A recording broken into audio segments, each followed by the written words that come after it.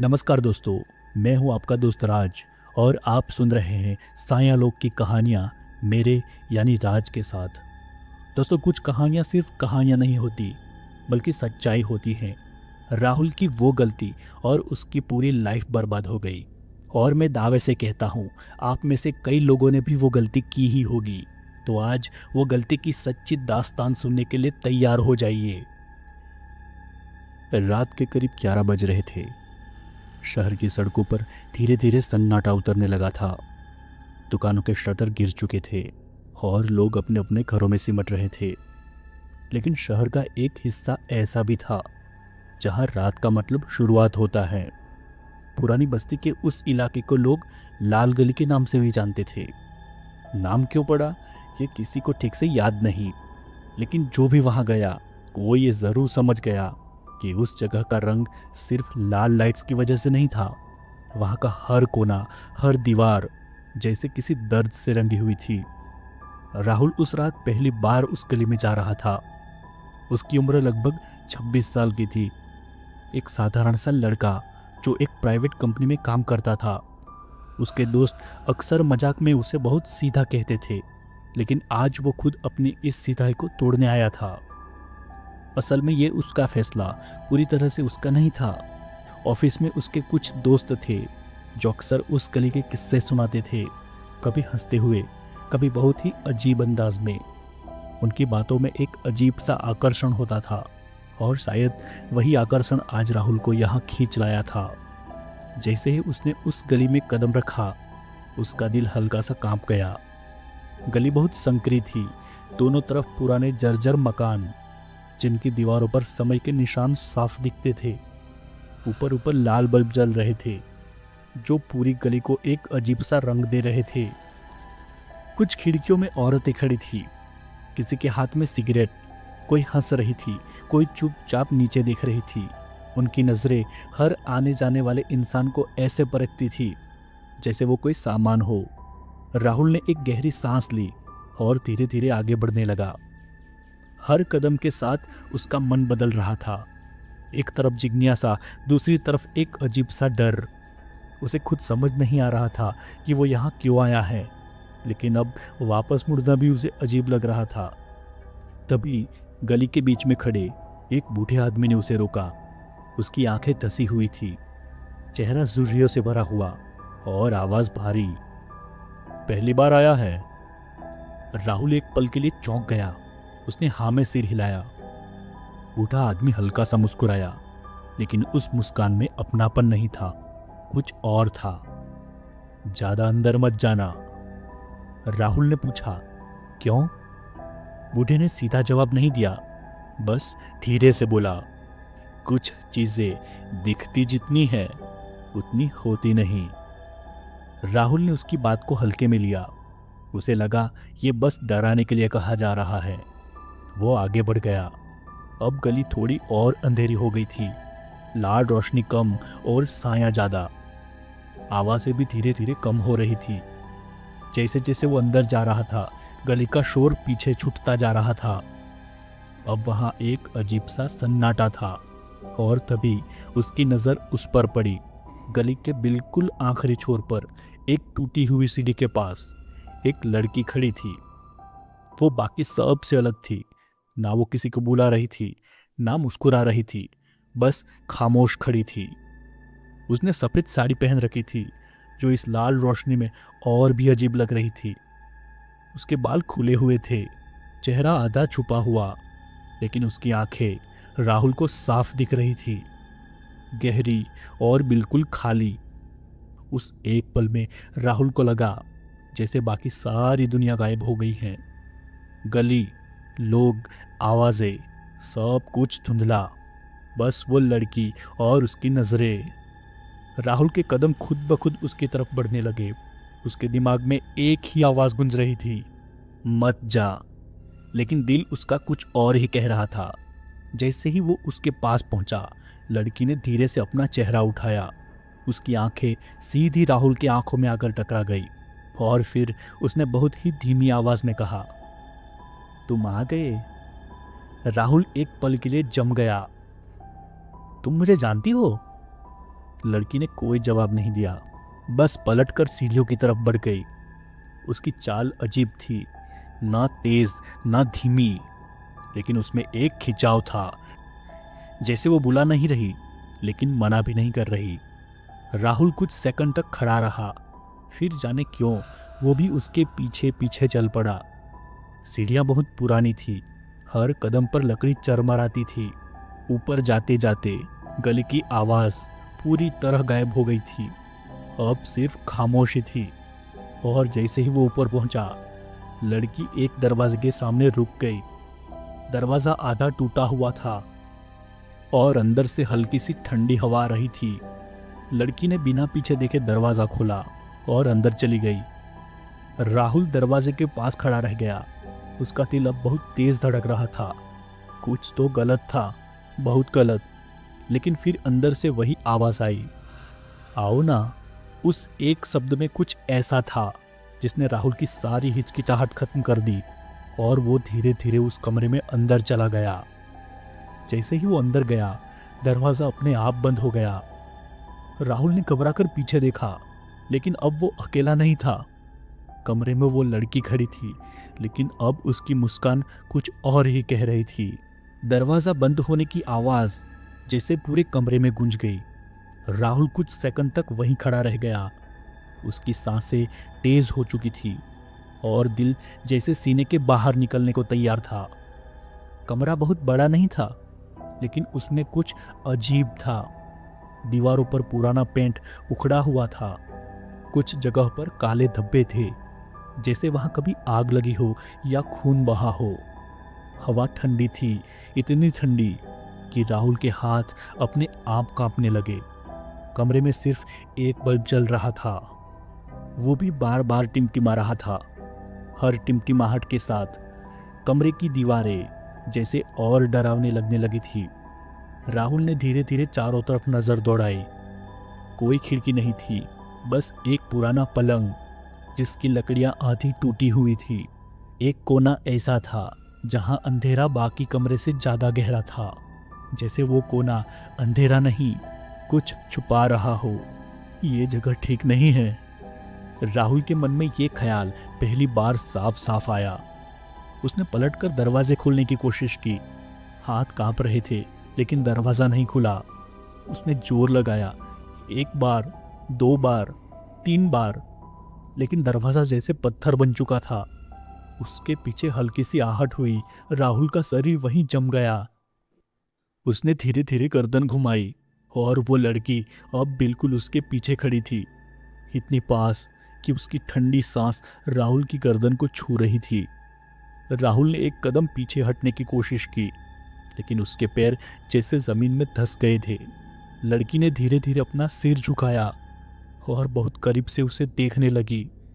उसकी आंखें अब पहले जैसी नहीं थी, उनमें एक अजीब सा खालीपन था, जैसे अंदर कुछ नहीं, बस गहराई और अंधेरा। क्यों डर गए? उसकी आवाज़ बहुत धीमी थी, लेकिन उसमें एक अजीब सी गुंज थी, जैसे एक नहीं कई आवाज़ें एक साथ बोल रही हो। राहुल कुछ बोल नहीं पाया, उसका गला सूख चुका था। लड़की धीरे धीरे उससे दूर गई और कमरे में एक कोने में खड़ी हो गई। कुछ सेकंड के लिए पूरा कमरा शांत हो गया और तभी राहुल को एक अजीब सी बदबू महसूस हुई। पहले हल्की थी, फिर धीरे धीरे तेज होने लगी, जैसे कुछ बहुत पुराना, कुछ सड़ा हुआ, कुछ जो बहुत समय से छुपा हुआ हो। राहुल ने अपनी नाक ढकी और इधर उधर देखने लगा। ये बदबू कहाँ से आ रही है? उसकी नज़र धीरे धीरे दीवार की तरफ गई, जहाँ एक पुरानी तस्वीर टंगी हुई थी। तस्वीर पर मोटी धूल जमी हुई थी, जैसे उसे सालों से किसी ने छुआ ना हो। राहुल धीरे धीरे उस तस्वीर के पास गया। उसके हर कदम के साथ बदबू और तेज होती जा रही थी। उसने कांपते हाथ से तस्वीर पर जमी धूल हटाई और जैसे ही तस्वीर साफ हुई, उसकी आंखें फटी की फटी रह गईं। तस्वीर में वही लड़की थी, लेकिन वो तस्वीर बहुत पुरानी थी, काले सफ़ेद रंग में, और नीचे एक तारीख लिखी हुई थी, 12 अक्टूबर 1998। राहुल के दिमाग ने तुरंत हिसाब लगाया। ये लगभग 25 साल पुरानी तस्वीर थी। उसने धीरे धीरे पीछे मुड़कर लड़की की तरफ देखा। वो अभी भी वहीं खड़ी थी, चुपचाप। ये तुम हो? उसकी आवाज कांप रही थी। लड़की ने धीरे से मुस्कुराया, लेकिन वो मुस्कान इंसानी नहीं थी। उसके होंठ धीरे धीरे फैलने लगे, जैसे मुस्कान ज्यादा बड़ी हो रही हो, और स्वाभाविक तरीके से उसकी आंखें धीरे धीरे काली होने लगी, पूरी तरह काली। कमरे का तापमान अचानक और गिर गया। राहुल की सांसें जमने लगी, और फिर लड़की ने धीरे से कहा, मैं हर रात यहाँ होती हूँ। उसकी आवाज अब पहले से ज्यादा भारी थी, जैसे अंदर कुछ और बोल रहा हो। लेकिन कोई मुझे पहचान नहीं पाता। अचानक दीवार से खरोंचने की आवाजें आने लगी। राहुल ने घबराकर इधर उधर देखा, लेकिन आवाज हर तरफ से आ रही थी। कमरे की दीवारों पर धीरे धीरे निशान उभरने लगे, जैसे किसी ने अंदर से दीवार को नोचने की कोशिश की हो। राहुल पीछे हटने लगा। उसका पैर किसी चीज से टकराया और वो नीचे गिर गया। जमीन ठंडी थी, लेकिन कुछ गीला था। उसने हाथ से छुआ और तुरंत हाथ पीछे खींच लिया। वो खून था, पुराना, जमा हुआ, लेकिन अभी भी गीला। राहुल का दिमाग अब काम करना बंद कर चुका था। उसने ऊपर देखा। लड़की अब उसके ठीक सामने खड़ी थी, लेकिन अब वो लड़की नहीं थी। उसका चेहरा फट चुका था, त्वचा लटक रही थी, आंखें पूरी काली, और मुंह में से काला खून बह रहा था। उसका शरीर धीरे धीरे मुड़ रहा था, अजीब तरीके से, जैसे हड्डियां अपनी जगह से खिसक रही हो। यहाँ जो आता है वो वापस नहीं जाता। अचानक लाइट्स पूरी तरह बंद हो गई। पूरा कमरा अंधेरे में डूब गया। अब कुछ भी दिखाई नहीं दे रहा था, बस राहुल की सांसें और किसी के धीरे धीरे पास आने की आवाज। फिर एक ठंडी उंगली उसके गाल को छूती है। राहुल की चीख पूरे कमरे में गूंजती है, लेकिन बाहर कोई आवाज नहीं जाती, और उसी अंधेरे में एक धीमी फुसफुसाहट सुनाई देती है, आज तुम भी यहीं रहोगे। अंधेरा इतना गहरा था कि राहुल को अपने हाथ तक दिखाई नहीं दे रहे थे। उसकी सांसें बेकाबू हो चुकी थी, दिल जैसे फटने वाला था। कमरे में अब सिर्फ दो ही आवाजें थी, एक उसकी खुद की सांसों की, और दूसरी किसी के बहुत धीरे धीरे उसके चारों तरफ घूमने की, जैसे कोई नंगे पांव ठंडी जमीन पर चल रहा हो। राहुल ने खुद को संभालने की कोशिश की। उसने दीवारों का सहारा लिया और धीरे धीरे खड़ा होने लगा, लेकिन तभी उसके कान के बिल्कुल पास एक आवाज आई, भाग सकते हो तो भाग जाओ। राहुल का पूरा शरीर सुन्न पड़ गया। उसने तुरंत पीछे हटने की कोशिश की, लेकिन उसका पैर फिर उसी गीली जगह पर फिसल गया। वो फिर से जमीन पर गिर गया। अब बदबू और तेज हो चुकी थी, इतनी तेज कि सांस लेना मुश्किल हो रहा था। ये क्या है? ये क्या है? उसका दिमाग जवाब ढूंढने की कोशिश कर रहा था, लेकिन हर जवाब और ज्यादा डरावना बन रहा था। अचानक एक हल्की सी रोशनी जली। कमरे के कोने में रखा छोटा सा दिया अपने आप जल उठा। उस हल्की पीली रोशनी में कमरे का एक असली रूप सामने आने लगा। राहुल ने जो देखा उसने उसकी रूह हिला दी।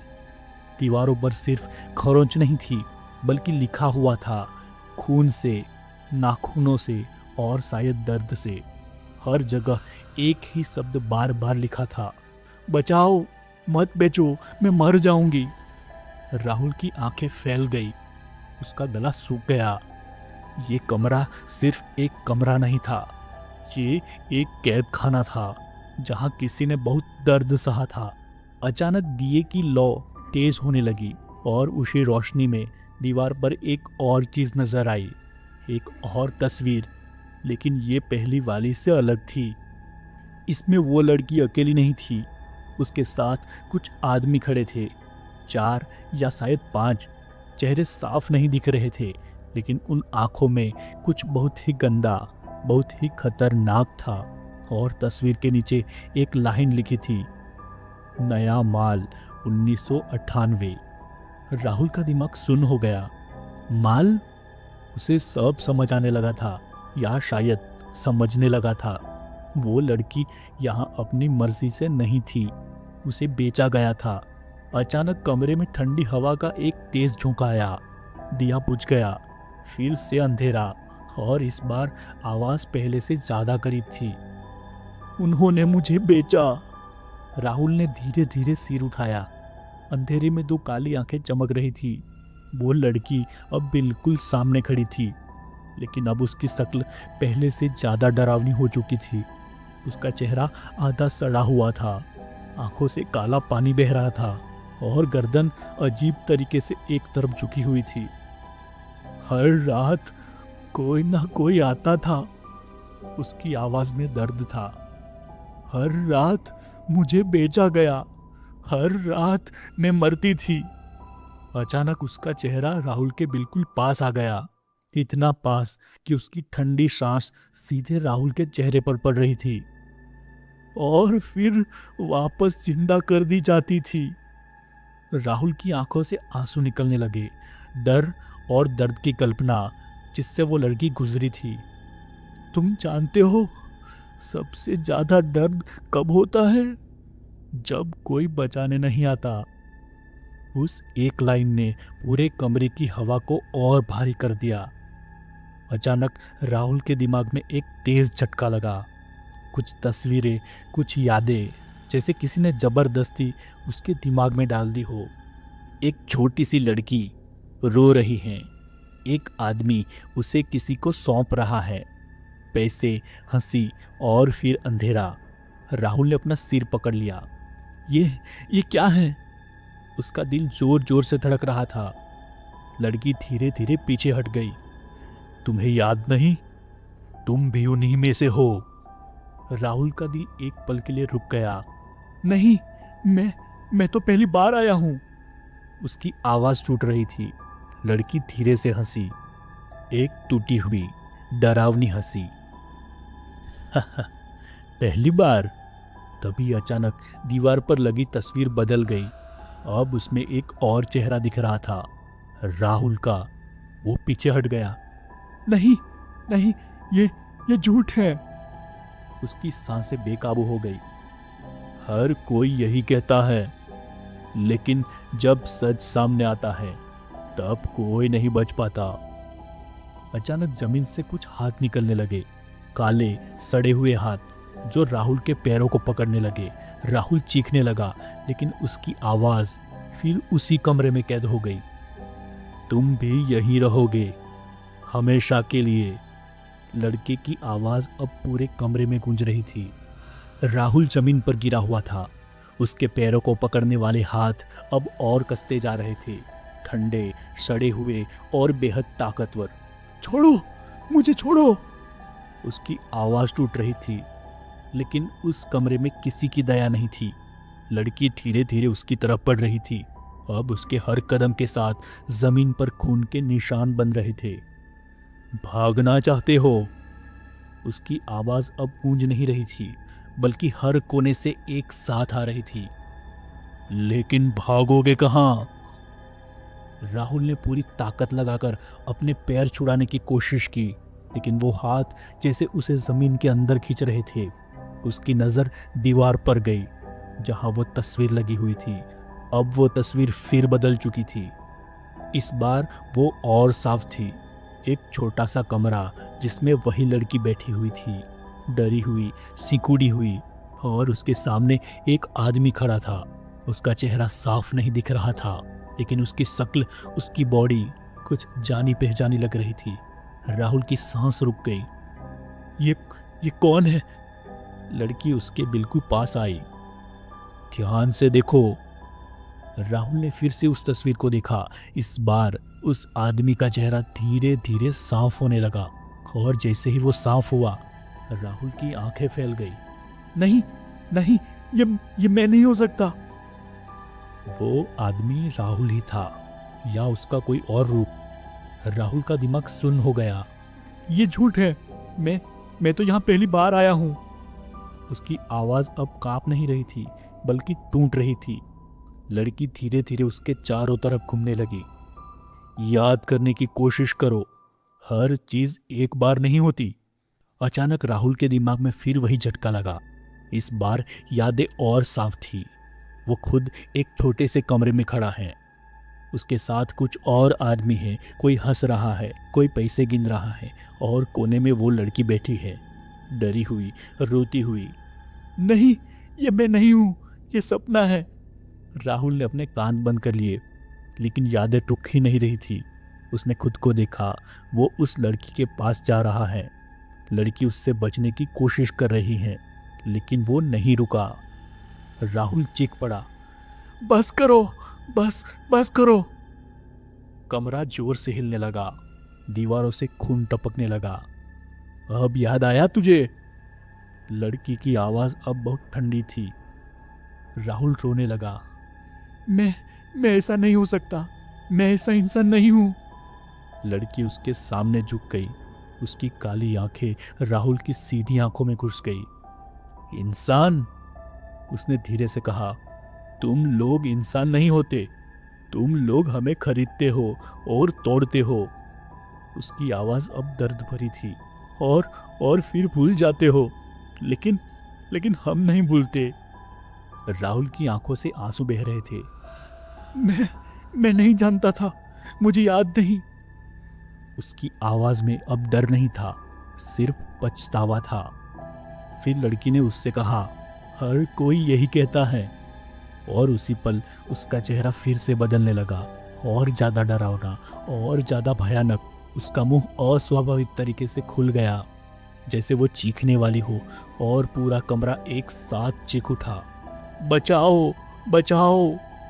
सैकड़ों आवाजें एक साथ। राहुल के कान फटने लगे। जमीन से और हाथ निकल आए। अब वो उसे पूरी तरह पकड़ चुके थे, धीरे धीरे नीचे खींच रहे थे। ये तुम्हारी सजा है। लड़की की आवाज अब बहुत दूर से आ रही थी। हर रात तुम भी वही महसूस करोगे। उसका शरीर सुन्न हो गया, और फिर सब कुछ अंधेरा हो गया। अंधेरा इस बार पहले से भी गहरा था, ऐसा अंधेरा जिसमें सिर्फ रोशनी नहीं, उम्मीद भी खत्म हो जाती है। राहुल को अब अपने शरीर का एहसास नहीं हो रहा था, ना हाथ ना पैर, बस एक भारीपन, जैसे वो किसी गहरी जगह में डूब चुका हो। धीरे धीरे उसकी सांसें वापस आने लगी, लेकिन ये वही कमरा नहीं था। उसने आंखें खोली, और जो देखा वो पहले से ज्यादा डरावना था। वो अब बस पुराने कमरे में नहीं था, वो एक और जगह था। एक लंबा अंधेरा गलियारा, दोनों तरफ लोहे के दरवाजे जिन पर जंग लगी हुई थी। हर दरवाजे के पीछे से धीमे धीमे सिसकियों की आवाज आ रही थी। बचाओ, मुझे यहां से निकालो। राहुल धीरे धीरे खड़ा हुआ। उसके पैर कांप रहे थे, लेकिन अब वो गिर नहीं रहा था। उसने एक दरवाजे के पास जाकर अंदर झांकने की कोशिश की। अंदर एक लड़की बैठी थी, डरी हुई, सिकुड़ी हुई, और जैसे ही उसने राहुल को देखा, उसकी आंखों में एक उम्मीद चमकी। मुझे यहां से निकालो। उसकी आवाज बहुत कमजोर थी। राहुल ने दरवाजा खोलने की कोशिश की, लेकिन वो नहीं खुला। उसने दूसरा दरवाजा देखा, उसमें भी वही हाल। तीसरा, चौथा, हर दरवाजे के पीछे एक कहानी थी, एक दर्द, एक चीख जो कभी खत्म नहीं हुई। राहुल की आंखों से आंसू बहने लगे। अब उसे सब समझ आ रहा था। ये जगह सिर्फ एक कमरा नहीं थी, ये उन सब की दुनिया थी जिन्हें कभी बचाया नहीं गया। तुम आ गए? अचानक वही आवाज फिर गूंजी। राहुल ने धीरे धीरे पीछे मुड़कर देखा। वो लड़की वहीं खड़ी थी, लेकिन अब वो पहले जैसी डरावनी नहीं लग रही थी। उसके चेहरे पर एक अजीब सी शांति थी। ये जगह अब तुम्हारी है। राहुल का दिल जोर से धड़का। मतलब? लड़की धीरे धीरे उसके करीब आई। अब तुम यहाँ के रखवाले हो। राहुल एक कदम पीछे हटा। नहीं, मैं यहाँ नहीं रह सकता, मुझे बाहर जाना है। लड़की ने हल्का सा सिर हिलाया। बाहर? उसने हल्की सी मुस्कान दी। वो दुनिया अब तुम्हारे लिए नहीं है। अचानक गलियारों के सारे दरवाजे जोर से हिलने लगे। अंदर की आवाजें तेज हो गई। हमें बाहर निकालो, हमें बचाओ। राहुल ने अपने कान बंद कर लिए। मैं ये सब नहीं कर सकता। उसकी आवाज टूट रही थी। लड़की उसके बिल्कुल सामने आ गई। अब लड़की ने धीरे से उसका हाथ पकड़ा। उसका स्पर्श इस बार ठंडा नहीं था, बल्कि भारी था। अब तुम्हें सुनना होगा। अचानक गलियारा गायब हो गया। सब कुछ फिर से बदल गया। राहुल खुद को उसी पुराने कमरे में खड़ा पाया, लेकिन इस बार वो अकेला नहीं था। कमरे में कई और लोग भी खड़े थे, वही आदमी जो उस तस्वीर में थे, और उनके बीच राहुल भी खड़ा था। लेकिन दो राहुल, एक जो अभी ये सब देख रहा था, और दूसरा जो हंस रहा था, बात कर रहा था, और उस लड़की की तरफ धीरे धीरे बढ़ रहा था। नहीं, ये मत करो, राहुल चिल्लाया, लेकिन कोई नहीं रुका। वो सिर्फ देख सकता था। उसने खुद को वही गलती करते हुए देखा, वही पाप जिससे वो भाग रहा था। उसकी आंखों से आंसू बहते रहे, और फिर सब कुछ रुक गया। कमरा फिर से खाली हो गया, सिर्फ वो लड़की और राहुल। अब समझे? उसकी आवाज़ बहुत शांत थी। राहुल ने सिर झुका लिया। अब उसके पास कोई बहाना नहीं था। मैं यहाँ रहूँगा, उसने धीरे से कहा। लड़की ने पहली बार हल्की सी सच्ची मुस्कान दी, और फिर वो धीरे धीरे गायब होने लगी। अब उसकी आवाज़ हवा में गूंजती है। तुम्हारा इंतज़ार शुरू होगा। राहुल ने सिर उठाया। कमरा फिर से बदल चुका था। वो अब उसी गली के कोने में खड़ा था, जहाँ पहली बार उसने उस लड़की को देखा था। लाल रोशनी, सन्नाटा, और वही माहौल। और सामने से एक नया लड़का गली में आ रहा था, डरता हुआ, हिचकिचाता हुआ। और गली फिर से जिंदा हो गई। एक और रात, एक और शिकार, और एक और कहानी जो कभी खत्म नहीं होगी। कुछ जगह सिर्फ पाप की नहीं होती, वो सजा की होती हैं, जहाँ जाने वाला इंसान नहीं रहता, बल्कि किसी और की कहानी बन जाता है। तो दोस्तों, कैसी लगी आपको हमारी आज की कहानी? हमें कमेंट में ज़रूर बताइएगा।